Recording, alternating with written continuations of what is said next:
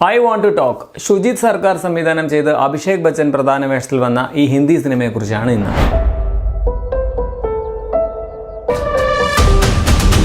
ജീവിതത്തോട് വളരെ ആർത്തിയുള്ള ഒരു ഫൈറ്ററിന്റെ കഥയാണിത്.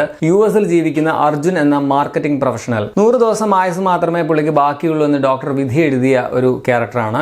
അർജുൻ സർവൈവ് ചെയ്തോ ഇല്ലയോ എന്നുള്ളതാണ് ഈ സിനിമ പറയുന്നത്. സ്ലോ പേസ്ഡ് ആയിട്ടുള്ള ഒരു ഡ്രാമയാണിത്. എല്ലാവരുടെയും കപ്പ് ഓഫ് ടീയേ അല്ല. മാസ് മസാല എന്റർടൈനർ പ്രതീക്ഷിച്ച് നിങ്ങൾ ഈ പടം കാണുകയും ചെയ്യരുത്. അങ്ങനെയുള്ളവർക്ക് പറ്റില്ല. ഇതൊരു ക്ലാസ് ഫിലിമാണ്. നല്ല പെർഫോമൻസുകളുള്ള, പതിവ് കഥാപറച്ചിൽ സ്റ്റൈലിൽ നിന്നും വ്യത്യസ്തമായിട്ടൊരു അൺകൺവെൻഷണൽ സ്റ്റോറി ടെല്ലിംഗ് സ്റ്റൈലുള്ള ഒരു സിനിമയാണ്. ഒരു ക്യാരക്ടർ ഡ്രിവൺ ഡ്രാമയാണെന്ന് പറയാം. അർജുൻ എന്ന ക്യാരക്ടറായിട്ട് അഭിഷേക് ബച്ചന്റെ ഗ്രേറ്റ് പെർഫോമൻസ് ഉണ്ടെന്ന് പറയാം. ആ കഥാപാത്രത്തോട് പലപ്പോഴും I felt bad and sad അങ്ങനെയാണ് ഫീൽ ചെയ്തത്. സർജറി എന്ന് കേൾക്കുമ്പോഴേ പേടി വരുന്ന ഒരാളാണ് ഞാൻ. അപ്പോഴാണ് 20-ലധികം സർജറികൾ ചെയ്ത ഒരാളുടെ കഥ. അതും ഇതൊരു റിയൽ ഇൻസിഡന്റിനെ ബേസ് ചെയ്തിട്ടുള്ള ഒരു സിനിമ കൂടിയാണ്. ഇതൊരു ഹെവി സബ്ജക്റ്റ് ആണെങ്കിലും വളരെ പോസിറ്റീവ് ആയിട്ടുള്ള ഒരു വെയിലാണ് അവരിത് പറഞ്ഞിരിക്കുന്നത്. ലാസ്റ്റ് അർജുന്റെ കഥാപാത്രം ഡോക്ടറെ വിളിച്ച് ഞാൻ മാനിപ്പുലേറ്റ് ചെയ്യുന്ന ആളാണെന്ന് നിങ്ങൾക്ക് എങ്ങനെ പറയാൻ തോന്നി എന്ന് കംപ്ലൈന്റ് പറയുന്നതൊക്കെ രസമുണ്ടായിരുന്നു. പുള്ളി ഇങ്ങനെ ഓരോ ഗോൾ സെറ്റ് ചെയ്യും, എന്നിട്ട് അത് എങ്ങനെയെങ്കിലും നിറവേറ്റും. ഇടയ്ക്ക് പറയുന്നുണ്ട് പുള്ളിക്കൊരു ബാക്കപ്പ് പ്ലാൻ ഉണ്ട്. ആ ബാക്കപ്പ് പ്ലാൻ തന്നെ വേറെ ബാക്കപ്പ് പ്ലാൻ ഉണ്ടാവും, അതിന് പിന്നെ വേറൊന്നുണ്ടാവും, അങ്ങനെ. സോ വളരെ പോസിറ്റീവ് ആയിട്ടുള്ള ഒരു ക്യാരക്ടറാണ്. ഈ അസുഖങ്ങളൊക്കെ വന്ന് തകർന്ന മാനസികാവസ്ഥയിൽ ഇരിക്കുന്ന ആൾക്കാർക്ക് ഒരു പക്ഷേ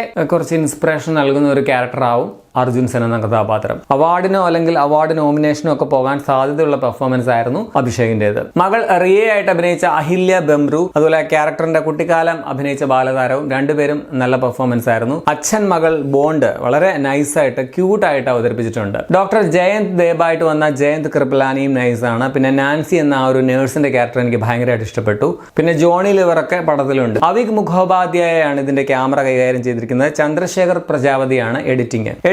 ഇതിനൊരു റാൻഡം ഫ്ലോ ഉണ്ടെന്ന് പറയാം. ഒരു സമ്പൂർണ്ണ സ്റ്റോറി ആയിട്ട് അങ്ങനെയല്ല പടം പറഞ്ഞു പോകുന്നത്. റാൻഡം ആയിട്ടുള്ള ഷോർട്സ് ഒക്കെ എടുത്തു വെച്ച് മിക്സ് ആക്കിയേക്കുവാണ്. ആ ഒരു സ്റ്റൈൽ കുറച്ച് ഡിഫറെന്റ് ആയിരുന്നു കേട്ടോ. ഇമോഷണൽ കണക്ഷൻ ഉണ്ടാവുന്നുണ്ട് എന്നുള്ളത് പടത്തിന്റെ പോസിറ്റീവാണ്. മേ ബി ക്യാൻസർ സർവൈവർ ആയിട്ടുള്ള ആരെങ്കിലും നിങ്ങളുടെ കുടുംബത്തിലോ പരിചയത്തിലോ ഒക്കെ ഉണ്ടായിട്ടുണ്ടെങ്കിൽ നിങ്ങൾക്ക് ഭയങ്കരമായിട്ട് റിലേറ്റ് ചെയ്യാൻ പറ്റും. അല്ലാത്തവർക്ക് അത്രയ്ക്ക് ഫീൽ വരില്ല. ഇതെന്താ ഈ പടം മുഴുവനും മിനിറ്റിന് സർജറി ആണല്ലോ എന്നൊക്കെ തോന്നാനുള്ള സാധ്യതയുണ്ട്. പടത്തിന് വളരെ ലെങ്ത് കൂടുതലാണ് എന്നുള്ളത് ഒരു നെഗറ്റീവ് തന്നെയാണ്. അതുപോലെ തന്നെ ഇമോഷണൽ കണക്ഷൻ ഉണ്ടെങ്കിൽ ചിലയിടങ്ങളിൽ ക്ഷമയെ പരീക്ഷിക്കുന്ന വിധം എനിക്ക് നല്ല മടുപ്പും ഫീൽ ചെയ്യുന്നുണ്ടായിരുന്നു. സോ ഈ ലാഗ് എല്ലാവർക്കും സഹിക്കാൻ പറ്റുമോ എന്ന് എനിക്കറിയില്ല. പലപ്പോഴും പടം ഒരു ഡോക്യുമെന്ററി സ്വഭാവത്തിലേക്ക് പോകുന്നുണ്ട്. എന്നാൽ ഡോക്യുമെന്ററി ആണോ? അതുമല്ല. അതുകൊണ്ട് തന്നെ ഇത് നോട്ട് എവരിവൺസ് കപ്പ് ഓഫ് ടീ മൂവിയാണെന്ന് പറയാം. ക്ലാസ് പടങ്ങളൊക്കെ കണ്ടിരിക്കുന്നവർക്ക് ഒരു വൺ ടൈം വാച്ചബിൾ ആയിട്ടുള്ള ഒരു ഫിലിമാണ്. പടം ആമസോൺ പ്രൈമിൽ നിങ്ങൾക്ക് കാണാൻ പറ്റും. ഹിന്ദി ആൻഡ് ഇംഗ്ലീഷ് മിക്സഡ് ആയിട്ടുള്ള ഡയലോഗ്സ് ആണ് പടത്തിലുള്ളത്. തമിഴ് മലയാളം ഡബിംഗ് ഒന്നുമില്ല. മലയാളം സബ് ടൈറ്റിൽ ഉണ്ട്. 2 മണിക്കൂർ 2 മിനിറ്റ് ആണ് ദൈർഘ്യം. അപ്പോൾ നിങ്ങൾ ഈ പടം കണ്ടുള്ളവരാണെങ്കിൽ നിങ്ങളുടെ അഭിപ്രായം കമന്റിൽ രേഖപ്പെടുത്തുമല്ലോ.